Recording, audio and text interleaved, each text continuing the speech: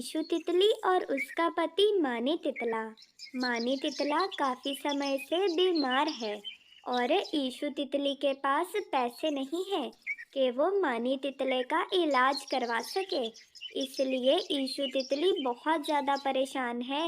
अरे ईशु तितली, मेरी प्यारी पत्नी, तुम क्यों परेशान होती हो?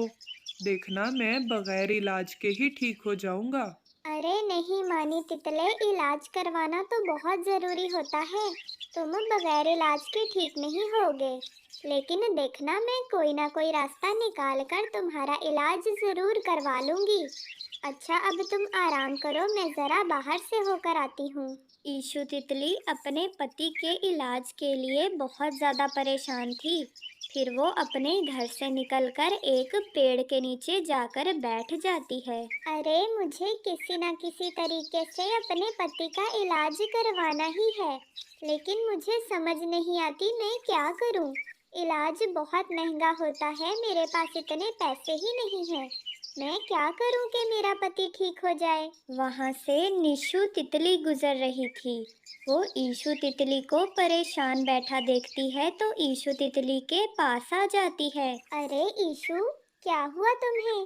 तुम इतनी उदास और परेशान क्यों बैठी हो यहाँ पे? अरे निशु तितली, मेरी प्यारी सहेली, तुम तो जानती हो मेरा पति मानी तितला काफी अरसे से बीमार है, लेकिन मेरे पास पैसे ही नहीं है कि मैं उसका इलाज करवा सकूं। मैं चाहती हूँ मेरा पति बिल्कुल ठीक हो जाए, लेकिन मैं क्या करूँ, मुझे कुछ समझ नहीं आता। अरे अरे ईशु तितली, बात तो सच में बहुत परेशानी की है, लेकिन मेरी सहेली, परेशानी से तुम्हारा पति ठीक तो नहीं होगा। तुम एक काम करो, मुझे नीमो मछली बता रही थी हमारे जंगल में एक नई डॉक्टर आई है। तुम उस नई डॉक्टर के पास चली जाओ, क्या पता वो तुम्हारे पति का मुफ्त में इलाज कर दे। अरे निशु, इतनी महंगाई है आजकल, कौन मुफ्त में इलाज करेगा। लेकिन फिर भी मेरी सहेली, तुमने मुझे बताया, तुम्हारा बहुत धन्यवाद। मैं अभी उस डॉक्टर के पास जाती हूँ और उसे अपने पति के बारे में बताती हूँ। फिर ईशु तितली निशु तितली की बताई हुई डॉक्टर के पास जाती है और उसे अपने पति की बीमारी के बारे में बताती है। देखो ईशु तितली, तुम्हारे पति को जो बीमारी है उसका इलाज बहुत महंगा है। मैं मुफ्त में तुम्हारे पति का इलाज नहीं कर पाऊंगी। मैं अपनी फीस तो छोड़ दूं, लेकिन दवाइयाँ इतनी महंगी हैं, मैं मुफ्त में दवाइयाँ नहीं दे सकती। और साथ ही ईशु तितली, मैं तुम्हें एक और बात भी बताना चाहती हूँ। तुम्हारे पति को जो बीमारी है, अगर तुमने जल्दी इलाज ना करवाया तो उसकी बीमारी बढ़ जाएगी, फिर वो कभी भी ठीक नहीं हो पाएगा। इसलिए ईशु तितली, तुम्हें जो भी करना है जल्दी करना पड़ेगा, ताकि समय से तुम्हारा पति ठीक हो जाए। डॉक्टर की ये बात सुनकर ईशु तितली और भी ज्यादा परेशान हो जाती है और चुपचाप वहां से चली जाती है और कुछ झाड़ियों पर जाकर बैठ जाती है। डॉक्टर की बातों ने तो मेरी परेशानी में और ज्यादा इजाफा कर दिया है। अब मैं क्या करूं? तभी वहीं से ईशु तितली की माँ गुजरते हुए ईशु तितली के पास आ जाती है। फिर ईशु तितली अपनी माँ को सारी बात बताती है, जो जो डॉक्टर ने ईशु तितली से कहा है। अरे ईशु बेटी, सच में डॉक्टर की बात ने तो ज्यादा परेशान कर दिया है। बेटी, अब हमें जल्द अज जल्द मानी तितले का इलाज करवाना पड़ेगा, कहीं उसकी बीमारी ज्यादा पुरानी ना हो जाए। ईशु बेटी, तुम एक काम क्यों नहीं करती? तुम कपड़े सिलाई करना शुरू कर दो। बेटा, मैंने तुम्हारी शादी से पहले तुम्हें कितने अच्छे कपड़े सीना सिखाए थे।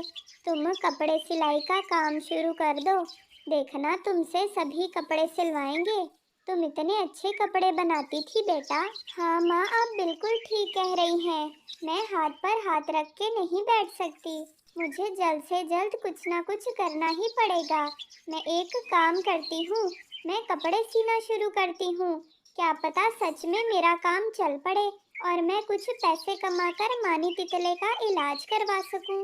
माँ, मैं अभी जाती हूँ, जाके अपनी सिलाई मशीन निकालती हूँ। फिर ईशु तितली जल्दी से अपने घर चली जाती है और अपनी सिलाई मशीन निकालती है और आज से कपड़े सिलाई करने का काम शुरू करती है। देखते ही देखते ये बात काफी सारे लोगों को पता चल जाती है।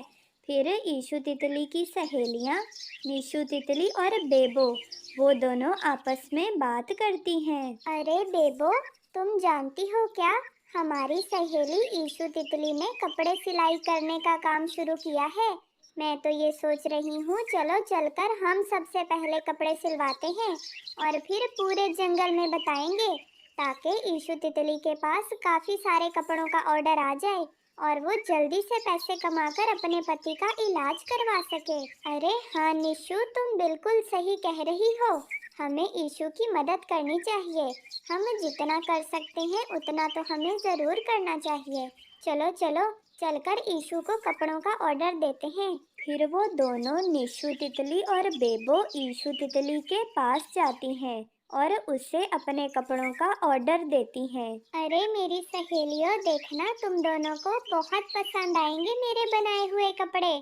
मैं बहुत मेहनत से ये काम करूंगी। कपड़ों का ऑर्डर देने के बाद निशु और बेबो वहां से चले जाते हैं और जंगल में बाकी सबको भी बताते हैं। फिर ईशु तितली अपना काम शुरू कर देती है। वो बहुत मेहनत से कपड़े सीती है और देखते ही देखते अगले दिन सुबह ईशु तितली बेबो और निशु के बहुत प्यारे से कपड़े तैयार कर लेती है, जो बेबो और निशु को बहुत पसंद आते हैं। फिर निशु तितली और बेबो अपने घर चली जाती हैं। उस दिन ईशु तितली बहुत खुश थी क्योंकि उसने कपड़े सिलाई करके कुछ पैसे कमा लिए थे। ऐसे ही समय गुजरने के साथ ईशु तितली के पास बहुत सारा काम आता है और एक दिन उसको एक बहुत बड़ा ऑर्डर मिलता है कपड़े सीने का।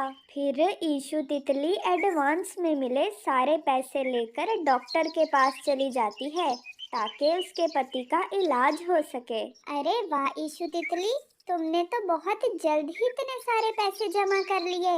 इन पैसों में तुम्हारे पति का इलाज हो जाएगा और तुम्हारा पति बिल्कुल ठीक हो जाएगा। तुम सच में एक बहुत मेहनती तितली हो। तुमने बहुत मेहनत से कमाए हैं ये पैसे।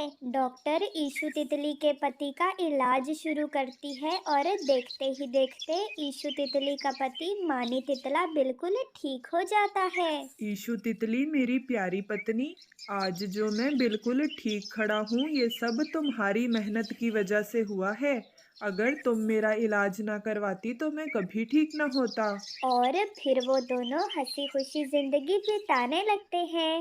प्यारे दोस्तों, आपको ये कहानी कैसी लगी? अगर आपको ये कहानी अच्छी लगी हो तो हमारे चैनल को सब्सक्राइब कर लें और बेल आइकन भी दबा दीजिएगा। आप सबके देखने का बहुत शुक्रिया।